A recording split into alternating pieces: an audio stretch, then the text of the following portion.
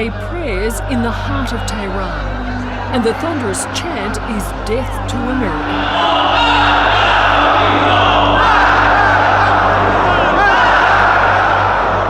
No wonder Iran has such a bad reputation. According to George Bush, these people are all would-be terrorists itching to build a nuclear bomb to blow us all up.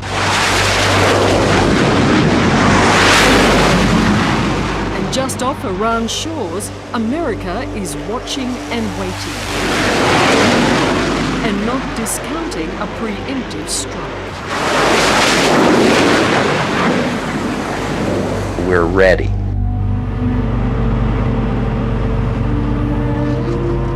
I've come here to look behind the veil of the so-called axis of evil. And what I've found is that Iran is a stunning country of contradictions. It's a fundamentalist Muslim state reviled by the West for 30 years. Yet, despite strict sanctions imposed by America and its allies, surprisingly, its people readily embrace our culture. You don't hate us? Of course not. I really like you. You don't hate the West? No, of course not. Of course not. Hi. It was one of my friends. I really like the tops here.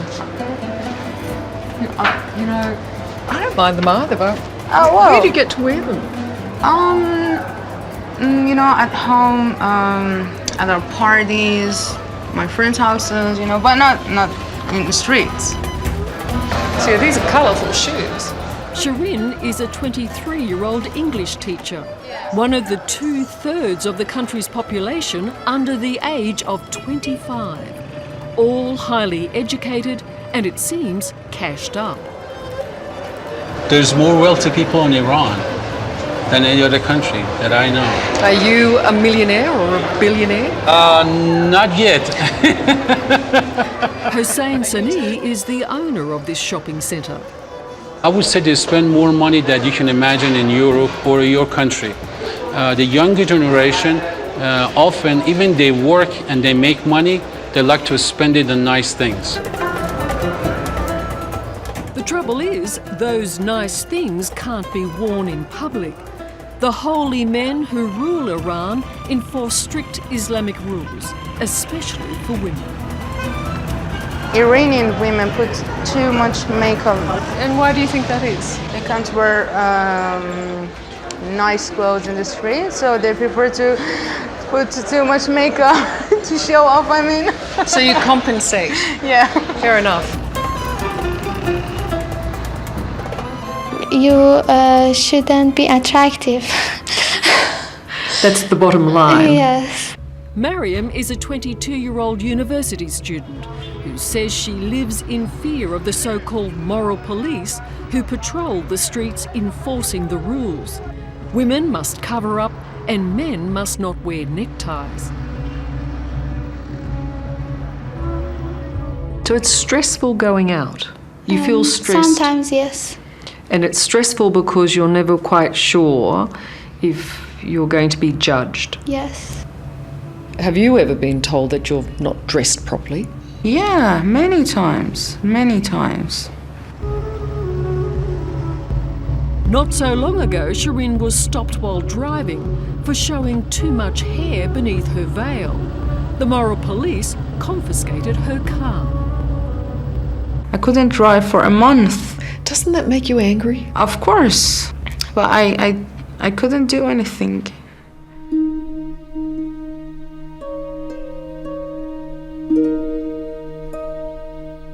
Go back a few thousand years, and this was the mighty empire of Persia, which was 3 times the size that Iran is today. The Persian language is one of the oldest on record. They created some of the greatest architecture, and they knew how to have a good time. History books are filled with references of wine, poetry, and song. Persepolis was the ceremonial capital of Persia, a civilization ahead of its time. They wrote the first Charter of Human Rights, ironically giving their people far more liberty than Iranians have today. When I see this place, I realize what a great nation we were and what a great nation we could be in the future. I mean, You realise what they had here? yeah, nice parties, nice wines, nice singers. Great poetry. Yeah, really great poetry. It's only been in the last 30 years that Iran has been ruled by clerics. In 1979, its pro-American royal family was overthrown. Students stormed Tehran's American embassy and took the diplomats hostage. All evidence proves that these people are spies. And from that day on, Iran has been ruled by religion.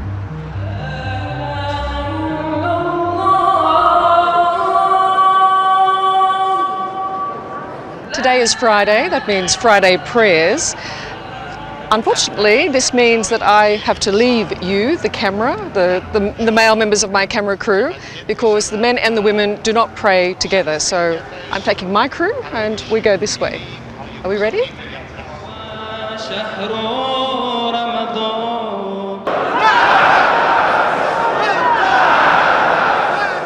A few years back, these mullahs mellowed. After the attacks of 9/11, they sent a message of peace to Washington. But this was the reply. States like these and their terrorist allies constitute an axis of evil, arming to threaten the peace of the world. The gloves came off. Iran began a nuclear program, insisting it was for nuclear power. This year, they test-fired missiles with sufficient range to strike Israel. Tension now threatens to turn into hostility.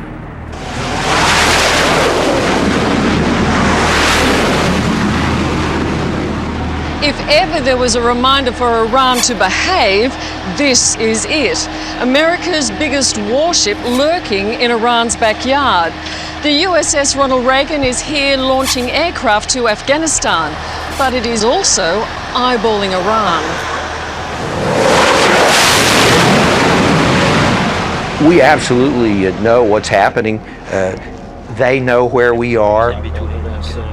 Admiral James Weisskopf heads up a 5-ship strike group from the USS Ronald Reagan.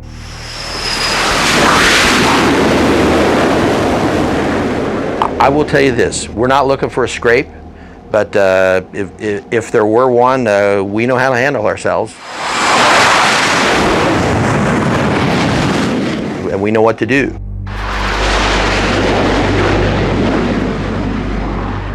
If they just leave us alone, we would be able to establish a more democratic, a more liberal, a more open society in Iran. So it's US's fault? It is to some extent, yes. Dr. Massima Ebtekar was one of those student hostage takers at the US Embassy 30 years ago. We have found no evidence that proves that these people are diplomats. She rose through the government ranks to become the country's vice president. Nice to meet you. Do you believe that Iran will develop nuclear weapons? No, I don't believe that Iran would develop nuclear weapons. I've got nothing to fear? Iran is not going to attack or invade anyone?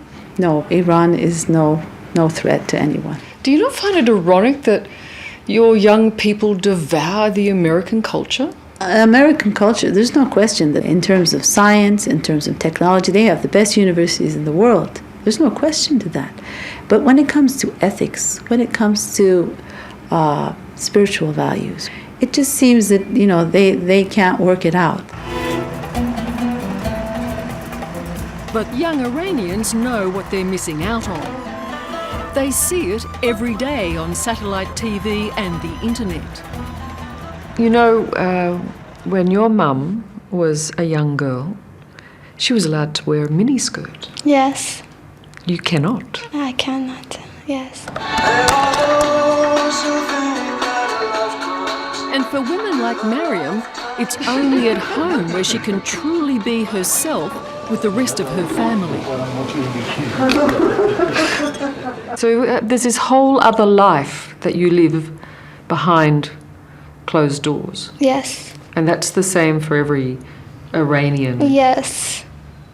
Don't Iranians live two lives, the public life and the one they live behind closed doors? In the private life that they have, they are free to live as they wish. But otherwise, if you drink, that's a crime. Buying and selling alcohol is it's against the law. But drinking it is not. Drinking it in your home, that is up to you and your religion and your beliefs. The future rests with Iran's young, 2/3 of the population. That's 45 million people who are currently under the age of 25. A generation who, in another decade or two, may have some very different ideas of how Iran should be. I love Iran and I love the people, but you know, some things has changed.